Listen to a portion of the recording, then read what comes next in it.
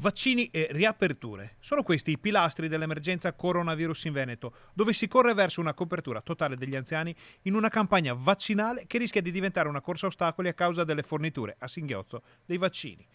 L'altro obiettivo, quello delle riaperture, è nel mirino di Luca Zaie ed è già sul tavolo del governo regionale. È fondamentale che si pensi al fatto che noi adesso una fase di convivenza col virus la dobbiamo iniziare.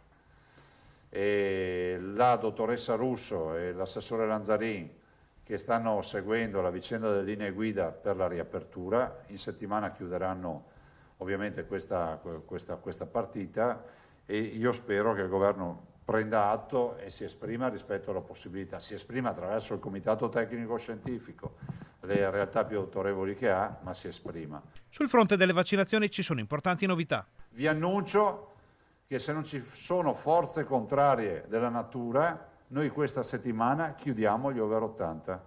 La riunione di stamattina è stata utile, guardate, abbiamo delle realtà che penso che chiudano nelle prossime 24 ore, sperando di chiuderla definitivamente anche con gli allettati a casa. E la disponibilità di dosi è fondamentale per arrivare a un traguardo importantissimo per la messa in sicurezza dei veneti.